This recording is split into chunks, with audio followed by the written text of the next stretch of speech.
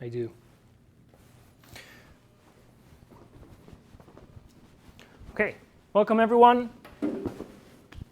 So excited for this topic that we're going to explore.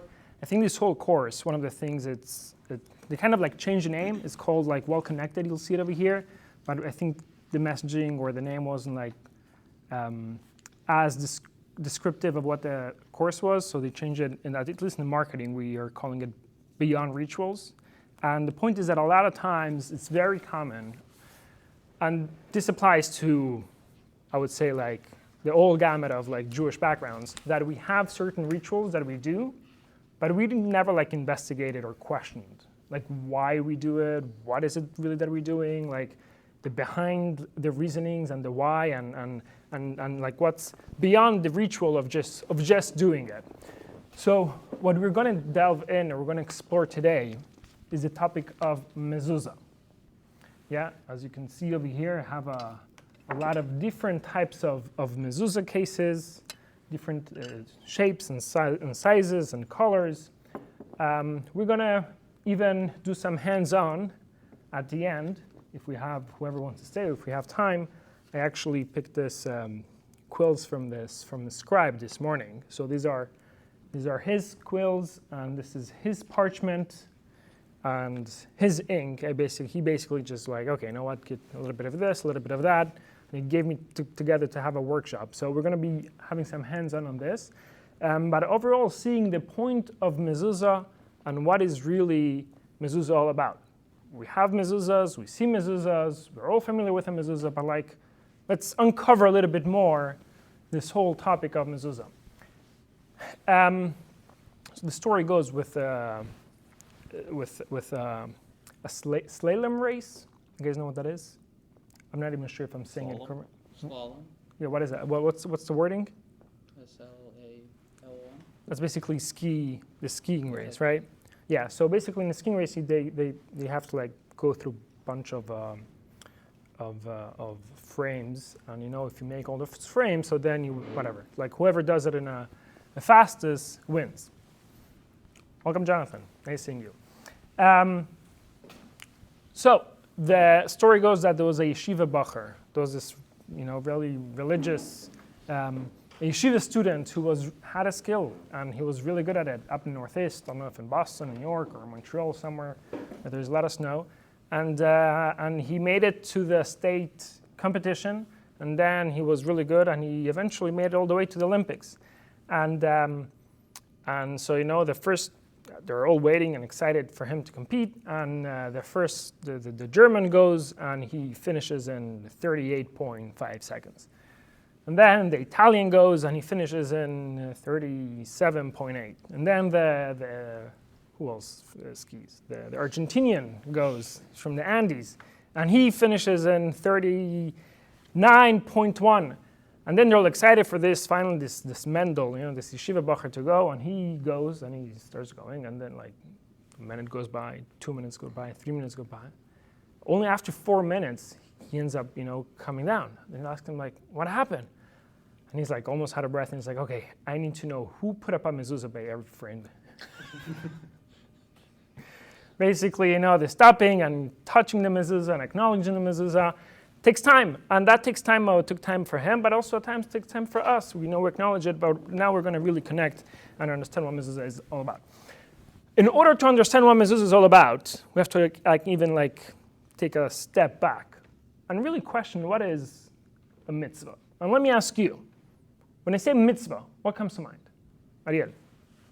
Good deed. Good deed. Any good deed? Pretty much. Planting a tree is a mitzvah? Yeah. Okay. Anyone else? What you're commanded to do by God. Okay. Commandment. Great. Would planting a tree be a commandment then? I don't know if it's on the 613th. Yeah, I mean, I don't recall being one of those. Definitely not destroying taking care of nature and taking care of the creations or creatures in this world is one of them, but I don't recall that planting a tree is a mitzvah. So like over here would differ, like if a mitzvah is any good deed or only specific deeds. Anyone else?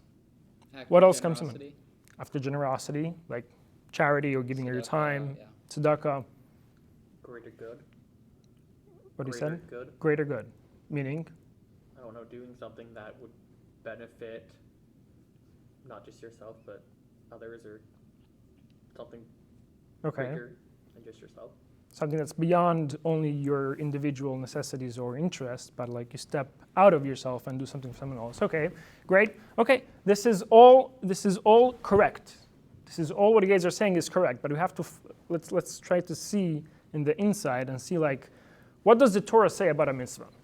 We all heard our mother say do mitzvahs, but like, okay, what did Torah says about a mitzvah? It was cleaning my room really a mitzvah, or just my mother wanted me to, get it clean? Now we're going to find out. Okay, so text number 1. I'm going to ask from Isaac to read text number 1 in the English. This is from the Medrash. Text number 1 can be found on page number 2. The mitzvot were given only to refine God's creations. Does God care if a person slaughters an animal from the throat or from the back of the neck? Rather, the mitzvot were given only to refine God's creations. Okay, so here we find that the Medrash says that the relationship that we have, or the reasoning for mitzvot, is basically commandments that God gave to us in order for our own development.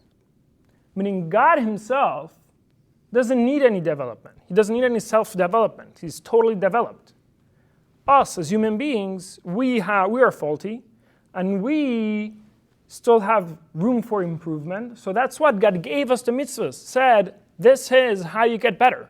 Because at the end of the day, as the Medrash says, does it really affect God if when you slaughter an animal in order to eat it, when you do shechita, when you slaughter the animal, does God really care if you slaughter the proper way or the kosher way, which is through the neck, or if you slaughter it the non-kosher way, which would be through the back of the neck?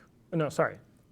Kosher ways through this throat, and non-kosher ways through the neck. Like, does God really care about these details? God doesn't really care. Like, that doesn't really affect him. The reason why God gave us these commandments is for our own benefit and for our own development. So, seemingly, God's commandments and God's mitzvahs is a way of God telling us, as all of you, a bunch of you mentioned, that it's about becoming better. It's about doing better, becoming better, not only staying, stuck where you are, but actually taking that step out and developing as a human. Great. Text number 2. Let's see what else we find about mitzvahs. Malachi.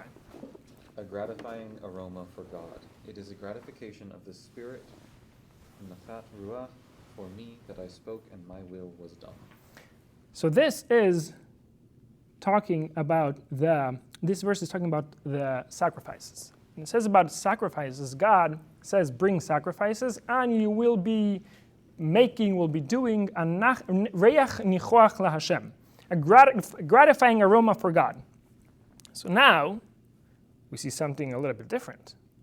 Suddenly, what we do, the sacrifice that we bring at the temple, or over here is applying it to the rest of the mitzvot, that suddenly does make an effect on God. That suddenly does somehow bring, gratification, or bring, as it says over here, a gratification of the spirit. Nachas ruach. For me, that I spoke and my will was done. Basically, that someone is listening and someone is doing that. What I'm saying is being received by someone else, and it's not only God. It's not just God talking to the, what's the expression? Talking to nowhere, talking to the abyss, or talking to empty, but rather there's someone who is listening and is doing and enacting upon God's word. So that gives God himself like a nachas. You guys are familiar with the term nachas? You guys know what nachas is? Nachas. So nachas is a Yiddish, it's commonly used in Yiddish, and it's an expression of that deep, satisfaction and proud moment, but not from something trivial or something that is, external. But it's like when for example, when a mother graduates her son from law school, that is nachas. It's like, wow. Now it's like she birthed him, she raised him, and now he finally got his degree. That is nachas. Or a father bringing her daughter to the wedding. to the wedding date, walking the daughter down the aisle.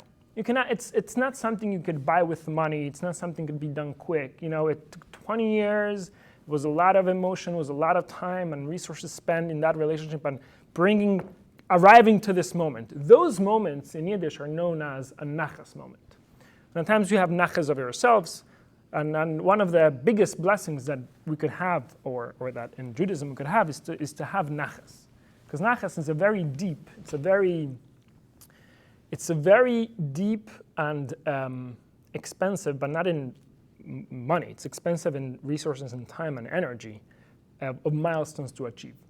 So God is saying, your actions cause nachas to me. The actions when a Jew does a mitzvah, as well when a non-Jew does a mitzvah belonging to the non-Jews, so they are provoking a nachas. They are giving God that satisfaction that there is someone in the other side, there is someone down here in this world, they're listening to what God has to say, or that what is God's will, or what God has to share. The story goes with the three mothers in Florida. They are talking about their kids. So the one mother says, my son David, he just graduated top of his class at Harvard, and they're like, wow, that's nachas, acknowledging nachas. And the second one says, and my daughter, she runs a Fortune 500 company, and she's raising 3 kids. And it's like, oh, nachas, yeah, nachas. And then the third one says, and my daughter, she married the top lawyer, and then they got divorced, and then she married the top surgeon, and then they got divorced, and then she married the top financier, and then they got divorced. And the woman says, wow, so much nachas from one daughter? At times in nachas, we have to decide what we're going to invest our nachas in. But the point is, coming back to this source, is that nachas is that a mitzvah provokes, and a mitzvah has an effect to God. Now I ask you, how do we reconcile these two approaches? Are they contradicting each other? Do we only go with one of them? How does it work? What do you guys think?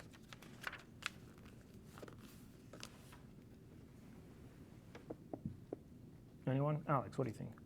I don't think they contradict each other. So the first text was, not doing it for God's sake, doing it for our sake, and the second text is basically saying it makes God happy for us to follow His commandments.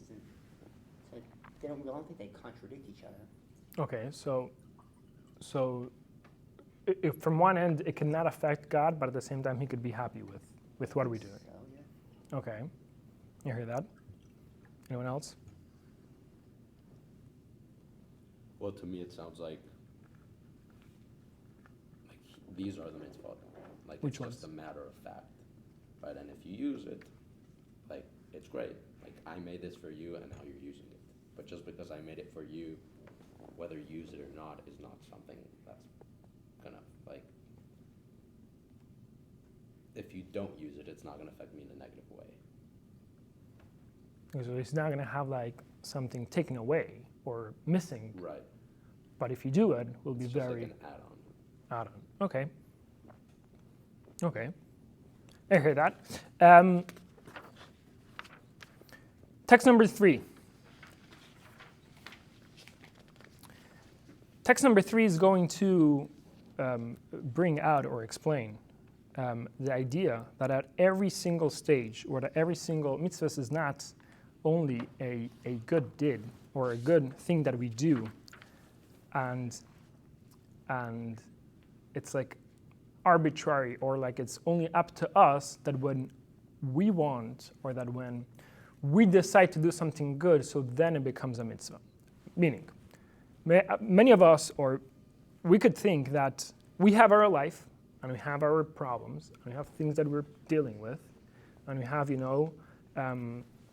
our life, our schedule, and then added to that, we have mitzvahs. At times I go to shul, and at times I put on tefillin, and at times I give charity. But they're two different tracks, almost I have my life, and then I have the mitzvahs that I do. We're going to see from the Medrash what was God's perspective when he gave us the mitzvahs? James, you want to read? Text number 3, page number 4. God did not leave off.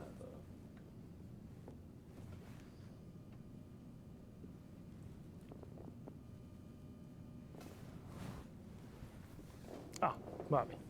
Go. God did not leave off anything in the world for which he did not grant a mitzvah to the people of Israel. A person goes out to plow. There's a mitzvah in the Torah. Do not plow with an ox and a donkey together. To sow, do not sow kilayim in your vineyard. To harvest, when you reap your harvest in the field, leave the forgotten sheep for the poor. Threshing, do not muzzle an ox when it is threshing. Kneading dough, from the first of your kneading bowl, lift up the challah as a gift to the Kohen. Taking eggs from a nest, send away the mother bird. Slaughtering a wild animal or fowl, cover its blood with soil. Planting a tree, observe its orla. Burying one's dead, do not mourn excessively by cutting yourself. Getting a haircut, do not shave the corners of your head. Building a house, make a fence. Inscribe these words on the doorposts of your home and on your city gates. Covering yourself with a garment, they shall make for themselves tzitzit. So seemingly, at every turn in life, and Jewish life, there is a guidance and there is a mitzvah for us when it comes to our lifestyle. So turns out that when God gave us the mitzvahs, it was not merely a way of him saying, these are like the good things that you could do in your life, but is basically giving us the instruction manual. We as Jews, how are we supposed to behave in this world? What are we so particular? What is our unique contribution and unique lifestyle as Jews that we have in this world? And that is what God is telling us with mitzvahs. With mitzvahs, God is saying, not only these are good things to do when you have extra time, or these are good things to do when you have extra money, then you give some of your time or give your money, but rather as each step of the way, there's a mitzvah because God is instructing us like how to go about each and every single aspect of our lives. These are very general concepts. If you take the book, the Code of Jewish Law, you'll find the specification, how to tie shoes, what shoes to put first. At times details that seem so unimportant, but however, because mitzvahs is not only about a way to improve ourselves, and this is going to give us a more of a understanding in the other two texts that we saw, text 1 and text 2, is that mitzvahs is a lifestyle. Mitzvahs and Torah is a lifestyle of a way for a Jew to behave.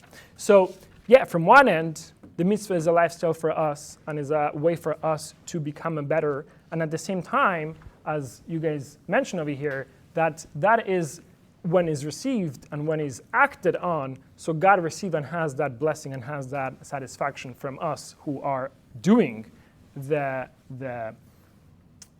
who are using the time and our life in the way that was designed by the designer.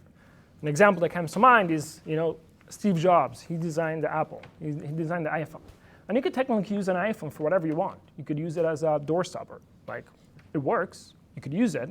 However, Steve Jobs would be very disappointed. Like you're not using it for what it was created. And mitzvah is kind of like, maybe this is a bad example, but mitzvah is kind of like shows the same way. Is God giving us, like this is the most useful and best way to behave, and the best way you could do, or an impact you could do in the world, is being a Jew and is behaving as a Jew. So when we actually behave that way, God takes satisfaction. God is like, okay, they're listening and they're actually doing, or they're actually behaving for what they were designed to. And now that we kind of like establish what a mitzvah is, now we could start looking into Mezuzah specifically. Now we could start looking into specifics of each one of the mitzvot coming up for the next 4 weeks or four classes.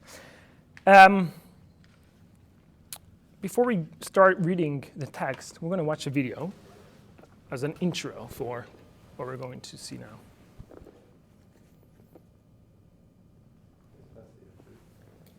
Yeah, please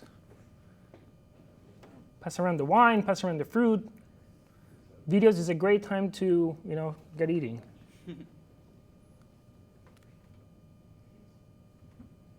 Sorry,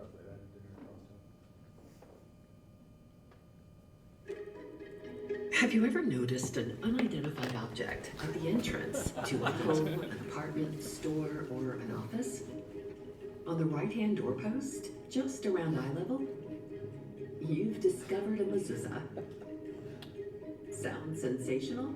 Well, it is. Spiritually speaking, it's the designated sign that God's presence is welcome and His providence is active in a space owned or occupied by a Jewish home or business. What exactly is a mezuzah? First, what you see is not what you get. You've spotted a case, but there's a small scroll of parchment inside. Now that's the real mezuzah. The term mezuzah is simply Hebrew for doorpost, the prominent position at which an inscription of God's eternal call and command to His people is lovingly affixed. A mezuzah begins as a plain piece of parchment prepared from the hide of a kosher animal. Goats, sheep, and deer were once common, but nowadays it's usually a calf. The parchment serves as a handy canvas for a sacred text. There are selections from chapters 6 and 11 of Deuteronomy that communicate some of Judaism's ultimate beliefs and key practices. These passages are painstakingly inscribed by a highly skilled religious scribe known as a sofer in Hebrew, using the same unique letters that fill a Torah scroll. Precision is not only key to crafting a mezuzah, but its placement that facilitates its flow of divinity requires similar precision. Your front door is a great start, but if you've got interior doorways, they too will need a mezuzah. An entrance needs 2 doorposts and a lintel. A doorless doorway should also get a mezuzah. Aside from lintel and doorpost, the entrance must be approximately 32 inches or higher. Only the entrance to a living space, approximately 36 square feet or more, needs a mezuzah. If a room has multiple entrances, each entrance also needs a mezuzah. Skip the restroom or washroom. A mezuzah is affixed to the doorpost that is to your right as you enter the living space. The mezuzah belongs at the lower part of the top third of a doorpost. Vertical or horizontal? Ancient traditions differ on this to satisfy everyone. It is often customary to settle for a diagonal position, with the mezuzah's head slanting towards the living space beyond its doorway. Ensure that the Hebrew characters are right side up. Whether installing one or multiple mezuzahs, the following blessing is recited prior to installation. Baruch atah Hashem Elokeinu melech ha'olam asher kiddushanu b'mitzvosav v'tzivanu l'kibei mezuzah. Did you know that mezuzahs require maintenance? The inscription may crack or fade with time and temperature. Jewish law recommends inspection by a sofer twice in 7 years, although many prefer annual checkups during the month leading up to Rosh Hashanah, which is the time of year dedicated to spiritual repair. In our technological world, the mezuzah has been dubbed the Jewish security system. That's because it extends a net of divine protection over the property and its occupants.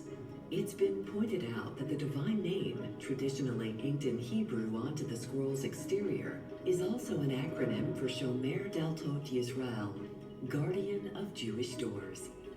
So the next time you notice the now identifiable object on a doorway, take a moment to touch it lovingly and embrace God's presence. Nice. So this video over here already kind of like cleared or made explained a few misconceptions. A lot of times they ask people if they have mezuzahs, specifically when people move to town, they ask, oh, so you have a mezuzah? They're like, yeah, I got my mezuzah from Israel. And they show me the case. You know, not knowing, some people don't even know that mezuzah really is the parchment that goes inside the case. So this parchment is a little bit too big, or this mezuzah is a little bit too small. But this is the mezuzah. The mezuzah is the parchment that has the... What does the word mezuzah mean? Oh, this is a great question. Mezuzah means doorpost. It's a very original name in Hebrew. So is that a mezuzah? And that it's also a mezuzah. Okay. It's like, yeah, I have to still have to figure it out who came up to call this the mezuzah, because Yeah, the marketing could have been better. yeah, I think that I'm pretty sure there is a deeper explanation about it, because it's not so original. You know, that's a mezuzah already, so why are you calling this a mezuzah? But mezuzah means doorpost, and because this goes in the doorpost, you call it a mezuzah. But the mezuzah is this. This is the mezuzah, the parchment with the parshiot, with the portions of the Torah written inside of it. This is what a mezuzah really is. And I'm just going to give it around. It's just for you to hold it and pass it around. If you're able not to touch the inside of the letters, just in case, or we don't want to scratch it, or you know, take. Yeah, sorry. I know that it's in the video, but like, why the shin? I think it's for the precise same reason, because the shin is the first letter of the number one, and the Shema inside, we'll see, and also the name of God that goes in the outside is the letter starts with shin. So I'm going to show you that there is a letter of a name of God in the outside of the mezuzah, and that is one of the names of how God is expressed, or God is known by, is the name Shin, Dalet, and a Yud, Shakai, but not with the C, but with a Dalet, with a D. So because that is one of the names, I'm assuming that that's the same reason why in the case they write a Shin over here only. But in the mezuzah, you'll see how it's really the whole name of God. And we'll see also on this one has a Shin. Yeah, this one doesn't have that name of God and not one of the other ones. Great question. So I think in the video they mentioned that because it's an acronym for Shomer Daltot Israel, because it's an acronym for the guardian of the doors of Israel, and mezuzah provides or serves for that function as well. So that's why they chose specifically that name to be in the outside, as opposed to the four-letter name or Elohim or any of the other God's names. So as you can see over here, yeah, it has the shin. So when you Yeah, it's about to ask what's on the other side. on the other side, Yeah, what does that say? oh, I don't know, but like I remember learning about it. Come next week. Now I know it's the name of God, but by one Made in Israel. Indeed. Why is the font? made in China actually. It's the name of God, but with but skipping one. I think it's a Kabbalah. I'm not sure. I know the concept is basically the name of God, but with the following letter. So instead of Yud, a Hey, a Vav, and a Hey, is a Chaf, a Vav, a Zayin, and a Vav.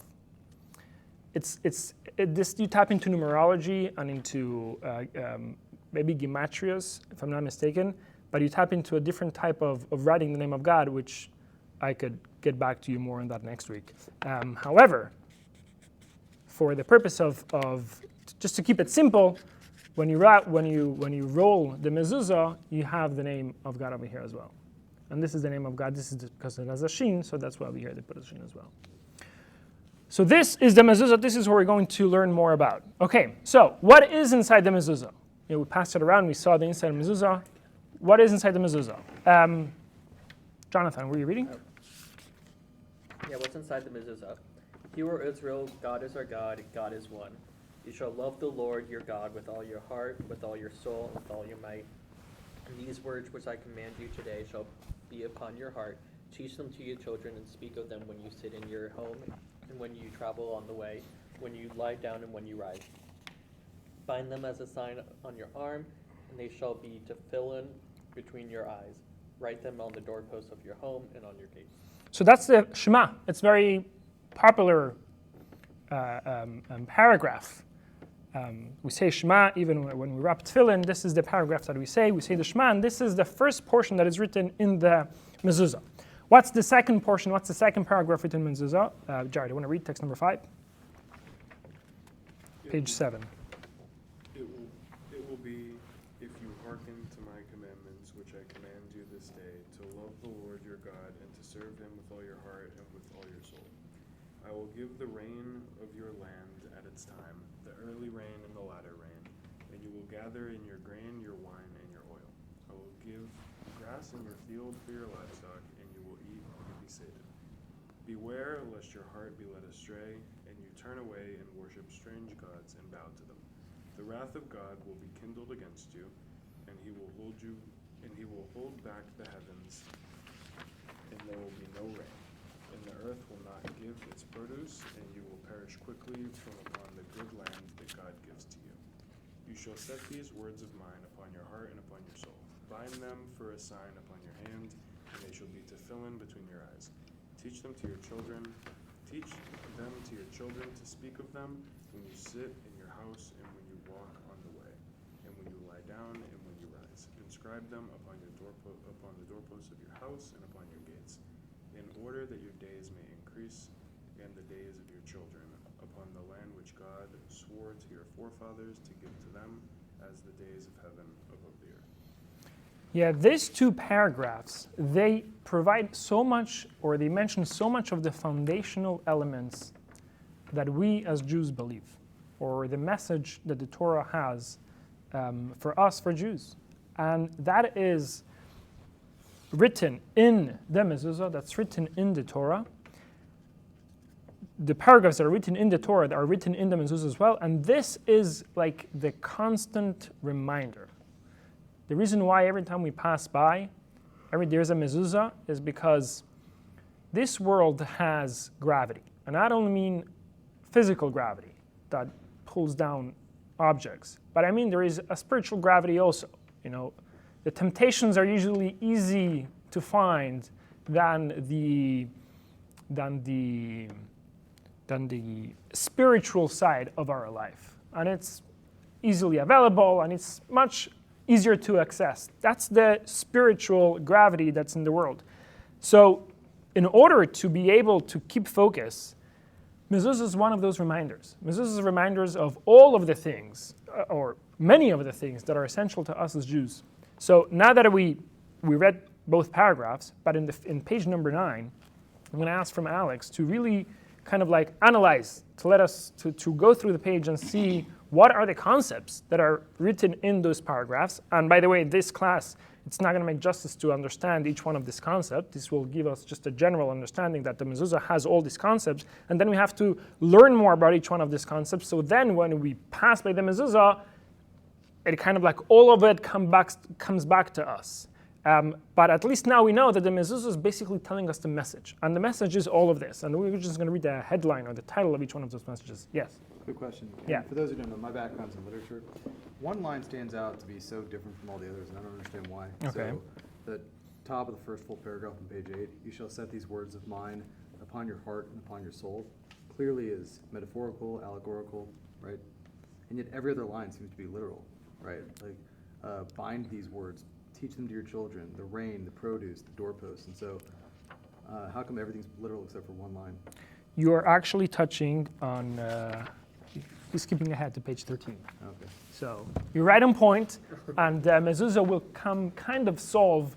I'll just, not for you to be anxious, I'll kind of like, Stay tuned for later. yeah, I'll just spill the point of it, but is that basically there's many of the mitzvahs, there's many mitzvahs that are, as you said, like almost metaphorical, like loving God or knowing God. Like you cannot really encapsulate a feeling. You cannot really, define.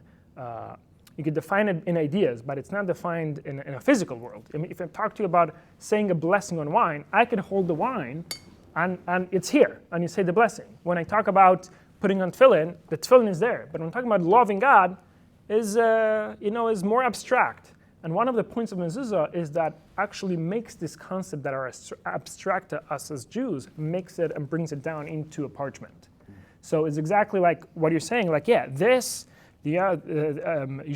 should set these words of mine upon your heart and upon your soul. Mezuzah kind of like encapsulates that into a parchment, so then we could have it in a way that is more physical. We could have the message at least, in a way that is physical and that is more embodied in this world. The work and the discipline, it is very, I would say, very spiritual and undefined. Because each individual has their own path, and you cannot productize love of God. It's not, you cannot make it one size fit all. but at the same time, you could define it, or you could bring it down into an item, and that is the mezuzah. The product is the mezuzah. That's the best you could productize love of God into a mezuzah, because it's the messaging that really it's the product and not the feeling itself. Alex, just go through page 9. Go for it. Okay. So, belief and knowledge of God, text being, "Hear, O Israel, God is our God." Yeah, so basically if you want to trace it back to these paragraphs, this is every time what the meaning of what the text is saying is the concepts of the precepts here, the mitzvahs that we have. Yeah. The oneness of God, text, God is one. Love of God, you shall love the Lord your God with all your heart, with all your soul, and with all your might. Learning Torah. These words which I command you today shall be upon your heart. Speak of them when you sit in your home and when you travel on the way. Education. Teach them to your children. The mitzvah to recite the Shema twice a day, in the morning and the evening. Speak of them when you lie down and when you rise. The mitzvah of tefillin. Bind them for a sign on your arm, and they shall be tefillin between your eyes. The mitzvah of mezuzah. Write them on the doorpost of your home and on your gates. Prayer, to serve him with all your heart. Reward and punishment. If you hearken to my commandments, I will give the rain of your land at its time. Beware lest your heart be led astray. The centrality of the land of Israel to Jewish life, in order that your days may increase and the days of your children upon the land which God swore to your forefathers to give to them. Yeah, so we see all of these major concepts in Jewish life, they're all contained in the 2 paragraphs of the Torah, of the mezuzah. That's why these same paragraphs are written in the tefillin, and the mezuzah is basically to remind us that spiritual gravity that the world has, and to keep us focused, that we are more and we are able to overcome and even have all of this together, all of this implemented in our life. Now, that is mezuzah. We said that mezuzah also protects. So from one end, this is the development, self-development aspect of mezuzah, is that reminds us of our mission in this world and what we're able to achieve in this world. But there is this concept that mezuzah also protects. That the mezuzah is a protection for the one who resides in the house. There's a story with, there's actually 2 stories. One is a joke and one is a real story. So the story happened with, the rabbi, or there was a certain town who were having break-ins, many break-ins, and but the rabbi's house was never broken in. And they're so the priest goes to the rabbi and is like, "What's your deal? Everyone is suffering from break-ins, but you never suffered. No one broke into your house." So the rabbi takes him and he says, "Look, this is our secret." It's like, "What do you mean?" "Well, this is a mezuzah, and we have it. We have the mezuzah inside," and he explains the whole thing. And it's and that's why we, keeps us safe. So the priest is like, "Okay, I want one." The rabbi's like, "Okay, I'll give him one." So he gives him one, and 2 weeks go by. The priest comes back, knocks on the door, kind of a little bit angry, and he says "Here's your mezuzah." And the rabbi's like, "Wait a second, are people still breaking into your house?" And he's like, "Breaking in? No one is breaking in, but every single Jewish nonprofit is now knocking on my door." Then, exactly. So that is one aspect of mezuzah. Now this is a true story that happened with the Chabad rabbi in Shenzhen, a city in China. I think I'm pronouncing it correctly. Rabbi Henning or Honig. He's actually, he's remember learning with him in Argentina. When I was learning in yeshiva there, he was I was a junior student, he was a senior student. However, he relates the story that he went away with his family to Israel one summer, as he does every year. And on his way back, he's going to his house, and he lives in like a compound or like a private neighborhood.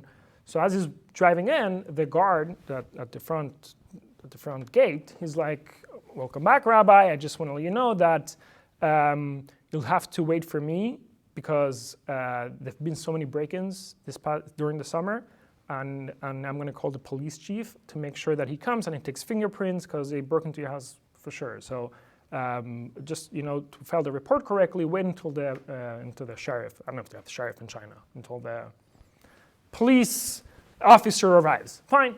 So he waits. The police officer they actually arrive. They go into the house. They open the door, and right away there's like something strange, because usually if there's a break-in, the whole place is a mess. Burglars don't make sure to put everything back. Definitely not everything, but like even what they're not taking with them to make it neatly as it was. But the house was like pristine. It was like the same way as they left. They had it. So like they walk around and they're like, no, nobody broke in. And they're like, wow, okay, like amazed. No, lucky you. A few weeks later, the police chief gives the rabbi a call, and he's like, Rabbi, I want you to come to my office. I want to meet with you. Fine. Rabbi Hani goes to the office, and he's like, guess what? We finally apprehended the thieves who were breaking into the houses in your neighborhood.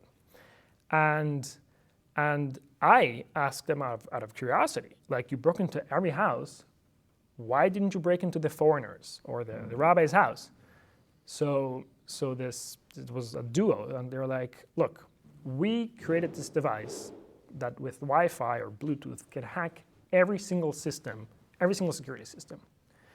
They're like, we could hack whatever system it is, it deactivates the alarm, we could break in, there's no problem. He's like, when we were coming into this house, we saw this device, and they showed a picture of a mezuzah. And they're like, we tried with all means of our technology, but we weren't able to even detect the alarm system and the security system. So the police chief is saying to the rabbi, is like, Rabbi, please get us this Israeli technology so we could bring it and put and install it in the neighborhood. Like, this is amazing. We need this cutting edge technology. So Rabbi Hanig had a good laugh, and he had to explain him that it's a mezuzah, and what is a mezuzah, and what a mezuzah is all about. So as much as mezuzah, protects on a spiritual, this is a story that happened just 3-4 years ago with a person I know. He recorded a video. Like, this is clearly protecting still the house of Jewish people. So this is a very modern day example of mezuzah protecting, but we're going to see now from the Talmud in text number 6 an example from Onkelos, that the mezuzah, how it protected him and in his own situation. Ariel, go for it. Text number 6. Onkelos, the son of Kalanimus and the nephew of the Roman Emperor Titus, converted to Judaism. The emperor sent a contingent of soldiers to arrest him. He drew them in with teachings from the Torah, and they converted. The emperor sent another contingent of Romans after him, saying to them, do not say anything to him as they were taking him away. He said to them, let me tell you just an ordinary thing. The officer carries a torch before the captain. The captain carries a torch before the duke before the bishop before the king. But does the king carry a torch for any person? No, they said. Said he, yet God carries a torch before Israel, as it is written. God went before them, in a pillar of fire to illuminate for them. They too converted. The emperor sent another cohort after him, and said to them, do not converse with them at all. As they took him away, he saw the mezuzah that was fixed to the doorframe. He placed his hand on it and said to them, now what is this? Said they to him, you tell us. Said he to them, according to universal custom, the mortal king sits inside, and his servants keep guard over him on the outside. But the Almighty, his servants, are inside their homes, and he guards them from without. As it is written, God shall guard your going and your coming, now and evermore. They too converted to Judaism. The emperor sent for him no more. So basically the life of Onkelos as a Jew was spared because of the mezuzah. That was like the last thing that protected him right before they took him away. Yeah. All right. I hope I won't upset you. We're going to be at the table, but can I ask a challenging question? That's the most exciting ones. Go for it. So I spent last summer in southern France, and I tried really hard to find any evidence of Jewish life to no avail. And the paragon of the sadness was in this small town called Agen, and there was a street called, I don't speak French well, but like Rue des Juifs, Street of Jews. And what is on the street? Nothing. And it's an abandoned street, and on every doorpost you can see the outline of where Mezuzah had been. And so there had been a Jewish community, and every single one was killed in the Holocaust. And so it seems like not only did it not protect those Jews, but it seemed like it was the target to help the people find the Jews, to persecute them. And everywhere I went, and I wasn't in Paris, I was in all these southern Bordeaux, Toulouse, I'd go on Wikipedia and say like, oh, there used to be this many thousands of Jews, hundreds of thousands of Jews, millions of Jews. Today there's like almost no Jews in any of these cities. And so, did the Mezuzah protect them? It's a great question, and I would say even more. The amount of if you look at it from like the religious point of view, the amount of Torah observing and sincere Jews, like way more than the Mezuzah. Like their whole life was dedicated to God. Like from the waking up, devoting themselves to Torah, just surviving in whatever it is, as long as they're able to learn Torah, and as long as they're able to, do the mitzvot, and as long as they're able to serve God the best way. And I will double down on the question. Like not only the Mezuzah, some communities and some people had their whole existence was about, serving God. And nevertheless, it did not, did not seemingly protect them. Well, I mean, definitely not protecting to them. So how come, right? It's a great question, and I'm going to take it to God as well. I'm not. I don't have an answer for that. I don't even want to have an answer for that. I think it's, at least from the perspective of the Torah and from our teachings, it doesn't make any sense. We find that instance of being an instance that absolutely the Mezuzah seemingly did not protect them. At the same time, we find different occasions where Mezuzah did protect. So the fact that Mezuzah works, or the fact that it protects, we have evidence. Why did not protect in those cases? It's a great question. And that's a question that we're going to take it to God. And we're going to demand from him an answer. Because this is according to him. It's not that we came up with this idea of Mezuzah. He came up with this idea of Mezuzah. It's his design and it's his plan. So he must better have a good answer. I agree with what he's saying. It's challenging. It is. Bobby, did you go to Montpellier by chance? Close. No, it's Montalban. There's a decent little Sephardic Jewish Oh, really? community in Montpellier. Active? They live in Florida now, but my friend from school is from Montpellier, and they were all from like Algerian descent. But they came after the World War? Are they like... Probably during the time that most of the Jews left, like North Africa and the Middle East. So that was after? Yeah, but like a decent Sephardi community in the south of France. Yeah.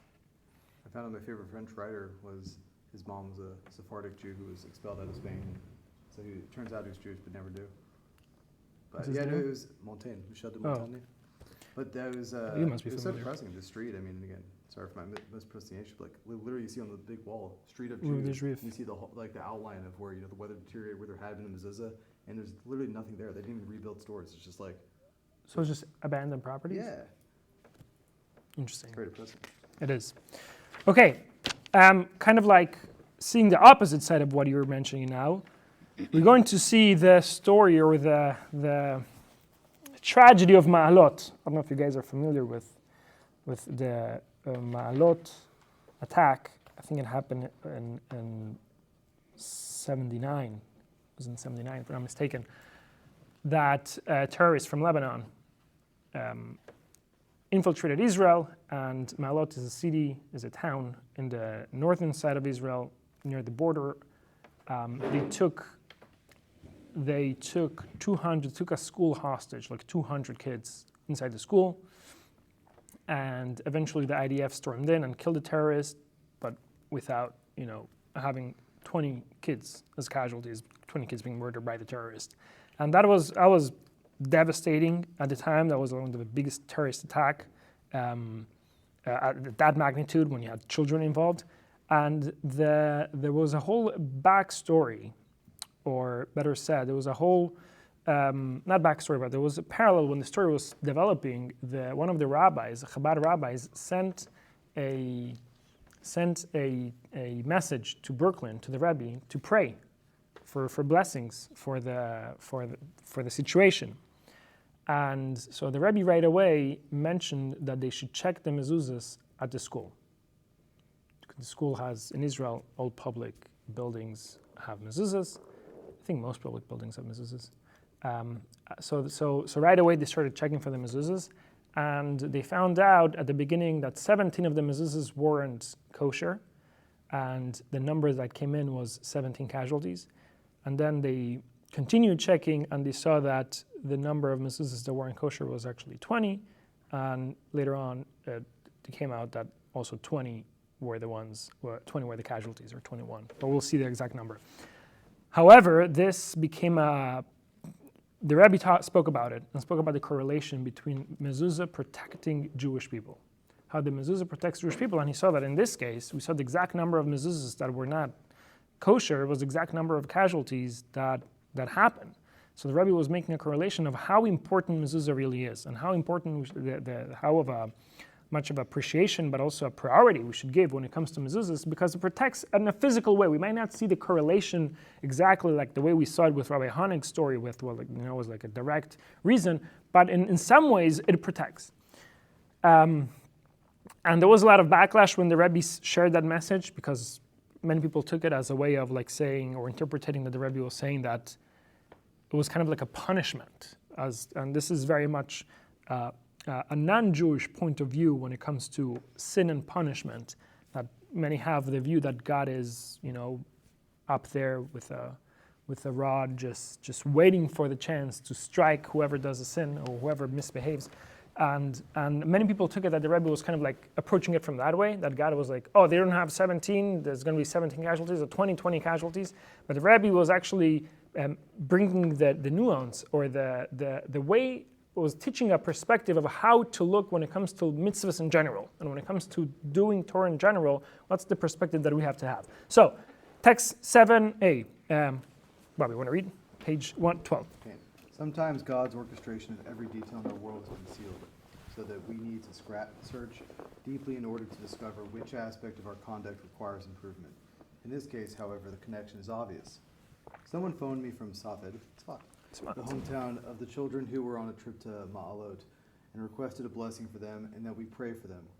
He then pressed on to tell me that they checked the school's mezuzot, and they found that the school had 17 mezuzot, all of which were invalid. At the time, the number of the children who were killed was reported to be 17.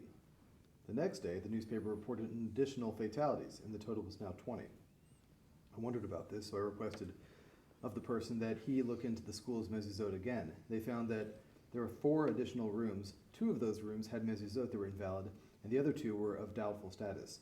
The divine providence in the case is clear. The initial report was 17 fatalities, and they found 17 invalid mezuzot.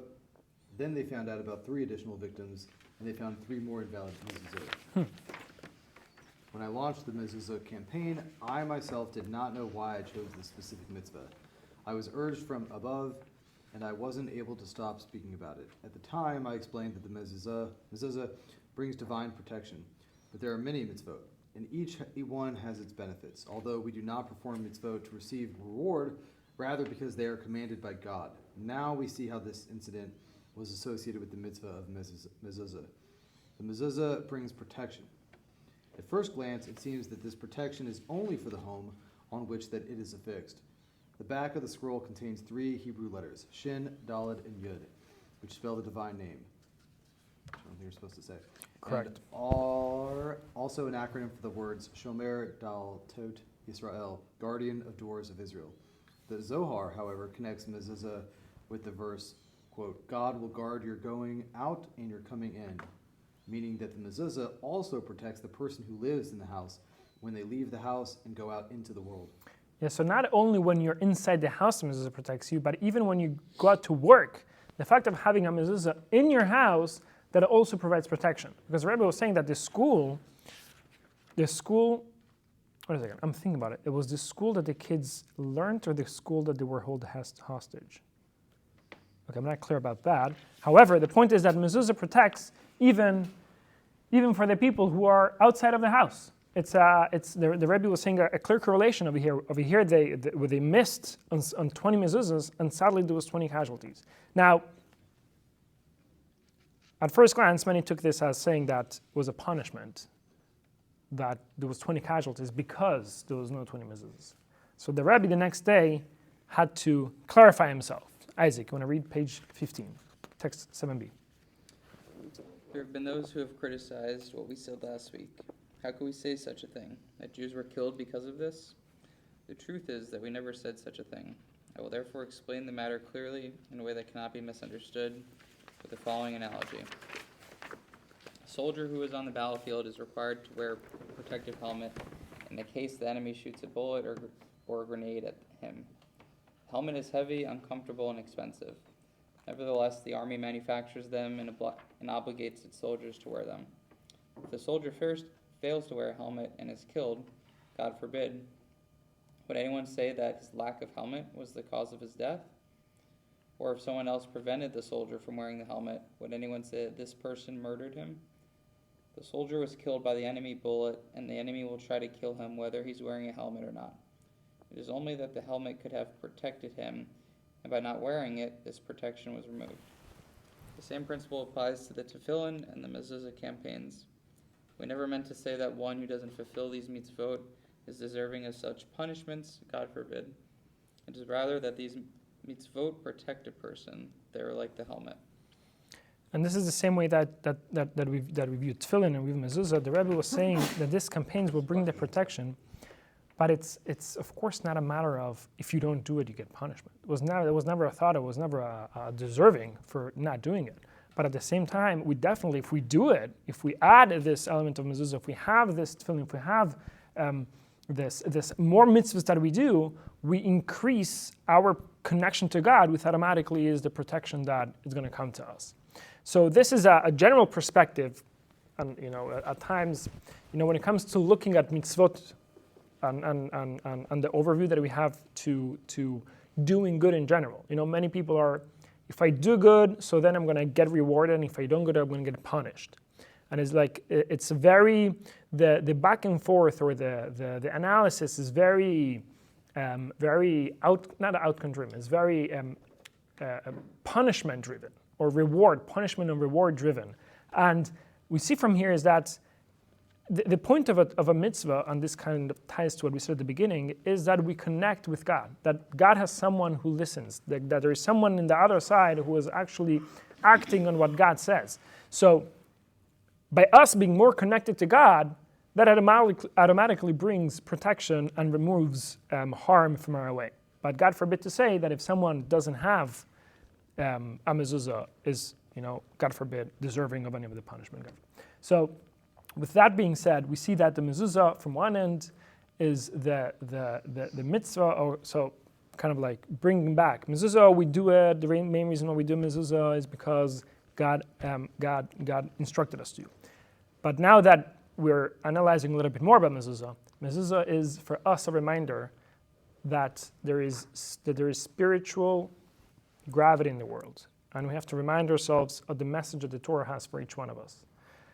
And not only when we're inside the house and we see the mezuzah, we're reminded of the message that the Torah has for us, but even when we go outside, even when we go to work, nevertheless, the mezuzah protects those who go, for the people who go in and who, on your coming and on your going. At every single step of the journey, the mezuzah will be protecting. So now we see that mezuzah suddenly takes or everything that we heard about what mezuzah provides or serves for, we now see it in a more tangible way. Now, text number 8 is going to focus in something specific, which is the doorway, and this is kind of like not an added, but like the main point of a mezuzah we kind of covered, and now we're going to see the doorway specifically. When it comes to doorway, the question is, how do we place a mezuzah? In the video, they actually mentioned it, and there is a discussion if the mezuzah goes vertically or goes horizontal. If you look at the sources, Rashi says that the mezuzah should go vertically because mezuzah means doorpost, and doorposts are straight up. And Rabbi Nutam, which is the other rabbi, interestingly was his grandson, he argues and says that no, the mezuzah needs to be laying down. And the reason for that is because the tablets, which is like the most sacred item in Judaism, was tablets given to Moses. Well, those tablets the original tablets were broken, but even the second tablets, they are stored in the ark laying down. So if you're going to put up a mezuzah, you should also place it in the same position that the ark is laying. So that is laying down. the tradition now is that we place a mezuzah. I heard a different reason, and that is that. A question to you guys: how do we read the Torah? When we read the Torah, is the Torah standing or laying? Laying. Okay. And Are there angle. any Sephardim here? Any Sephardic Jews over here? No, you're not Sephardi. Have anyone saw a Sephardi Torah? No. Good, Jared. It's in the case that is standing, right? It's like in that wooden case, the round case. So when they read the Torah, they place the case in a way that the Torah is standing and they read it. So I heard that is also maybe one of the reasons for the argument. That I won't say that it needs to be standing because we read the Torah standing, but that's the Sephardic Jews mainly. And others say that we read the Torah laying, so that's why we place the mezuzah laying. Anyway, the consensus or the tradition nowadays is to have the mezuzah in a slant. And that's like the compromise. Thank But you. which way does it need to slant? Slant inwards. Towards the home, right? Towards the home, correct. That's a compromise. It's actually something interesting because in Jewish law we don't usually see compromises. Meaning, we see many arguments, but like there's no compromise. There's like either this or that. There's debates, there's rabbis, there's opinions, and the majority takes one side, the majority takes the other side. But compromises that we say, okay, it's going to be, slanted. It's one of the. I mean, I'm not sure of any other cases when the compromise isn't like we'll do 50-50 or we'll go each one 50-50. And I heard a great message, and that is that, for those who are starting a relationship and building a home and building a Jewish home and they're going to be married and it's going to be another party in the house, and at times your opinion is laying down, and the other's opinion is standing up, and what are you going to do? What are you going to do? Are you going to be just sticking to your standing up, or are you going to totally give up on being laying down? So the compromise, building a Jewish marriage and having a Jewish home, is that you always, have to find a way to make it work. That necessarily means that you have to always bend yourself, or you have to always be your way, but it always needs to be, make sure that it ends up working out. If you're a geometry fan, you could say instead of being right, you got to be a cube. You have to be a geometry fan, though. Yeah. Yeah. So proud. Yeah. Okay, so text number 8. Number 8, we're going to read about Korach. Are you guys familiar with Korach rebellion, the rebellion of Korach? So Korach was a biblical character, a biblical figure that he challenged Moses' leadership. He kind of like challenged Moses and accused him almost of nepotism, of saying, you're placing Aaron, his brother, as the Kohen Gadol, as the high priest. Thank you, because he's his brother, because he's your brother. If you go through the lineage of the family, really should have belonged to someone else, and he was claiming himself, it should have belonged to me. But however, because of nepotism, so he challenged Moses and Aaron's leadership. So one of the ways that he challenged is that he presented a question to them. So text number 8. Malachi, want to read? Korah sprang up and said to Moses, "If a house is full of Torah scrolls, is it absolved from the obligation to affix a mezuzah to its doorpost?" Replied Moses, "It requires a mezuzah." Said Korah, "The entire Torah, consisting of 275 chapters, does not absolve this house, and the 2 chapters in the mezuzah absolve it? God did not command you these things, you have invented them yourself." Yeah, so he was basically the original argument or claim that rabbinic Judaism is not really true or is not really valid because it comes from the rabbis, and he was kind of like saying the same to Moses. You don't have more power or more saying that than any of us. Ultimately, he was wrong because Moses was a total channel where God was able to express himself through Moses. And that's why Moses specifically was the one chosen to lead and to be the leader of the Jewish people and the savior of the Jewish people. However, the question still remains. And Moses, whatever, the Talmud goes into the answer, but question to you guys is like, what do you think? Like, imagine you're Moses, the question that, like we see at the bottom of the page. why would you say to him, why would a house full of Torah scrolls still require a mezuzah? What's so specific about mezuzah? Anyone? Yeah. I think the mezuzah is public, whereas like a Torah you keep in one's bedroom or behind a covenant or whatever is private. And so it's this proud declaration of our Jewishness. Okay. Moreover, like there's not only God can judge, from my understanding, like our souls. We humans can't, even if you're a rabbi, you can't like look at us and see who's a good or bad person.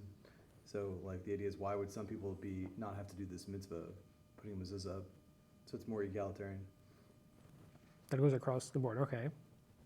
I don't know if like intention is the right word, but the commandment is obviously you shall bind this on your doorposts. So there's a bunch of mezuzah, there's a bunch of Torahs in a house, but that doesn't fulfill the commandment of binding it onto your doorpost. So I guess in theory, if you took a Torah and somehow bound that onto your doorpost, I'm sure it would more than fulfill the requirement, but they were just Torah in a house, not a mezuzah. Yeah, so what you guys are saying is basically what the Talmud says. Like you mentioned the outward display and you mentioned the being on the doorpost. And that's precisely the uniqueness of Torah, of the mezuzah, that is above, or like that is distinct than the Torah. Because the Torah, yes, the Torah has all of that inside, has all the parshiot, has all the sections inside. But the Torah, it's not on the doorpost. We don't keep a Torah on the doorpost. Number one, it would be too expensive. Imagine $50,000 and then the doorpost. Like that's just to start. But it's the design of the Torah is not the same design that serves the mezuzah. And the mezuzah reminds us of this. It's at the end of the day, the messaging, as we saw before, is kind of the same. Like you see the same paragraphs that's in the mezuzah, it's in the Torah. But the placing at times the location is a big part of business, is a big part of a product. And the location of the mezuzah, it also has this distinction that brings us the awareness, specifically when it comes to the coming in and coming out. It creates this awareness that there is an inside and there is an outside. And that there is a way that we behave or that we are as Jews in the inside, and then there is the world that is the outside. And us having that awareness that I have a mission, like my inside might be secure and that my inside might be full of Torahs. However, I need to take that also to the outwards. I need to take that message also outside. As you mentioned, the displaying of the mezuzah. It's not only enough for it to be inside and to be covered, but rather the teachings of mezuzah need to also go out and to shine all the way out into the world. And it's not a coincidence that according to halacha, the placing of the menorah, we're approaching Hanukkah soon, we mentioned the Hanukkah event at the beginning of the class, and we are kind of like making the full circle, is that the menorah of Hanukkah, according to halacha, we also place it by the door. Because the door, or the mezuzah, and the menorah kind of like serve the same purpose, to illuminate the outside, to illuminate the world. And us, by having a mezuzah, by constantly being reminded of like what's our unique mission in this world as individuals, as Jews, as community members, as co-workers, and we have to know what's our unique message. And specifically nowadays, when our identity is being challenged, our right to the land, our heritage of the land of Israel is being challenged, we need to be informed. We need to know where we stand. So learning these concepts, connecting with these concepts, learning about mezuzah, learning about tefillin, learning about each one of the mitzvahs, but overall learning about Judaism and our Jewish identity, that's the first step in order to be able to illuminate the outside and to be able to shine and to bring the message that we uniquely have onto the world. So that is the end of this class. That is kind of like the first, at least we didn't cover the whole mezuzah. We just opened up the can of worms, and now we have to figure out the rest. So there's much more to explore about mezuzah. Now we're coming up to time, but if you want to hang around, and if you want to have a hands-on experience of writing a mezuzah and how does that feel, I will please come around and we'll be able to do it. at least 2 at a time. Are you a sofer? I'm not a sofer, absolutely not. However, we have a video where they tell you exactly how to do it. Let me see. Would it be a kosher mezuzah if an amateur like me does it? If you do it correctly, yes. You don't need any certifications for it. As long as you do it correctly. All right. Well, how do you find that? I mean, So like I what saw made, like the 3 things on each one of the letters. Like, so if you don't do that, it's not correct. As long as you write it correctly and in order, that's fine. what made the mezuzot in the house unkosher or invalid? If there is a letter missing, would be invalid. Or broken. So what happens when it becomes invalid? What do you do with it? So if you could fix it, at times you could fix it, you could repair it. The scribe might even write it over, or the scribe wouldn't know how to fix it. I'm not a scribe. But at times you have to replace it. What do the accent marks over the letters mean? So, like not the 3 lines, but you see like Vadera or something. You see like the bed. Oh, they're called the crowns. And that's, you find in the letters of the Torah that they have like those crowns or those. Yeah, but like, some of them don't Kol have 3, tagim. like, some of them have like 1 or 2. Yeah, correct. Yeah. Why? I'm not sure exactly why each one of them. Some letters have nothing over the letter. Some have 1 like, accent mark. Some have 2, and then some have 3. Where? Pourquoi?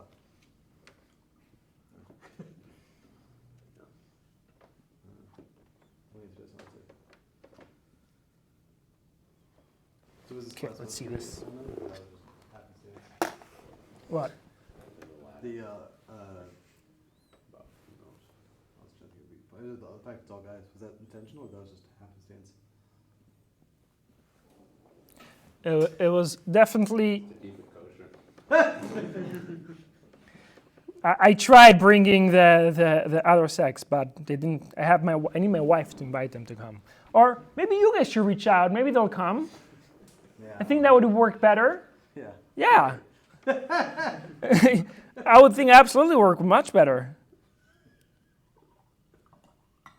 Okay, we'll see. We'll start with the shin. You don't. That's why I left it for the end. I'm like, anyone who wants to stay could stay. Anyone who wants to go could go. But this is more the hands-on part. I'm gonna bring a scissor. That the shin is written. Is that it's comprised Is that what you're talking about? of 4 parts that come together. The first one is actually just like above. Next head of the shin is actually like a yud, so it has a little bit of a piece sticking out on top. Then the next part is a little bit more like a zion. You get to make a square and put 3 crowns on top of it. And then send it to the bottom.